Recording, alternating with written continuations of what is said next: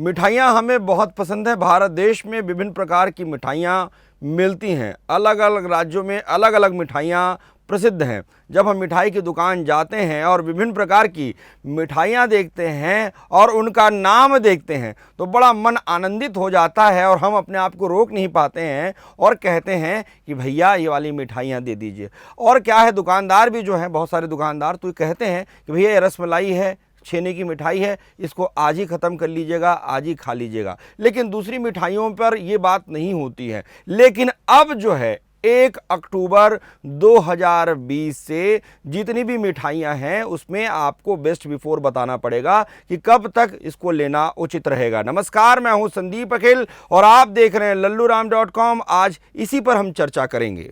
मिठाई से प्रेम करने वालों के लिए एक बहुत अच्छी खबर है। जो खुली मिठाइयाँ हैं उसमें अक्सर ये संदेह रहता था कि मिठाइयाँ कब की हैं, मैं जो ले जा रहा हूँ वो सही है कि नहीं है। ये हमेशा जो है संशय की स्थिति निर्मित हो जाती थी। लेकिन अब जो है मिठाई की दुकानों में जहाँ पर ट्रे पर मिठाइयाँ रखी रहती हैं वहाँ बताना आवश्यक है, ज़रूरी है कि इस मिठाई को कब तक लेना सही है या उचित है। हमेशा हम देखते हैं कि जो त्योहारी सीजन है उसमें मिठाई की दुकानों में बहुत लंबी चौड़ी भीड़ रहती है, क्योंकि मिठाई, जैसे हमने पहले भी बताया कि मिठाई जो है हर उत्सव, हर त्योहार में हमारे यहाँ अति महत्वपूर्ण है। दरअसल खाद्य नियामक FSSAI ने एक नया नियम बनाया है।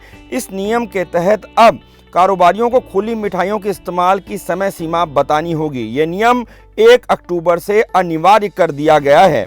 FSSAI ने सभी राज्यों और केंद्र शासित प्रदेशों के खाद्य सुरक्षा आयुक्त को पत्र में लिखा है कि सार्वजनिक हित में खाद्य सुरक्षा सुनिश्चित करने के लिए यह तय किया गया है कि खुली मिठाइयों के मामले में बिक्री के लिए आउटलेट पर मिठाई रखने वाली ट्रे के साथ 1 अक्टूबर 2020 से अनिवार्य रूप से उत्पाद की बेस्ट बिफोर डेट प्रदर्शित करनी होगी। FSSAI ने यह भी कहा है कि विभिन्न प्रकार की मिठाइयों के उपयोग की बेहतर समय सीमा के बारे में उसके वेबसाइट पर भी सांकेतिक रूप से जानकारी रहे। क्या होता था, अक्सर जो है मिठाइयों की डेट निकल जाने के बाद या ख़राब मिठाइयाँ खाने की वजह से कई बार जो है लोगों को विभिन्न प्रकार की दिक्कतों का सामना करना पड़ता था। अब जो है ग्राहकों के पास ये शक्ति है कि वो जान सकता है कि भाई ये मिठाई कब तक उपयोग करने के लिए सही है। अक्सर ये भी देखा जाता है कि कई बार जो है दुकानदार ये कह देते हैं कि नहीं ये ताज़ा है, लेकिन मिठाई ताज़ा नहीं होने के कारण जो दिक्कतें आती हैं, जैसे हमने पहले भी चर्चा में आपको बताया है, वो दिक्कतों का सामना अब नहीं करना पड़ेगा। मतलब जहाँ पर भी खुले में मिठाइयाँ बिकती हैं, मतलब जिन बड़ी बड़ी दुकानों में कि आप देखते होंगे कि ट्रे पर बहुत प्रकार की मिठाइयाँ सजी हैं, कोई कलाकंद सजा हुआ है, कोई और बहुत सारी प्रकार की मिठाइयाँ, अब उसमें जो है आपको ये बताना अनिवार्य रहेगा कि इसको कब तक उपयोग में लाया जा सकता है। साथ ही सरसों के तेल में मिलावट को लेकर भी खाद्य नियामक ने एक बात कही है।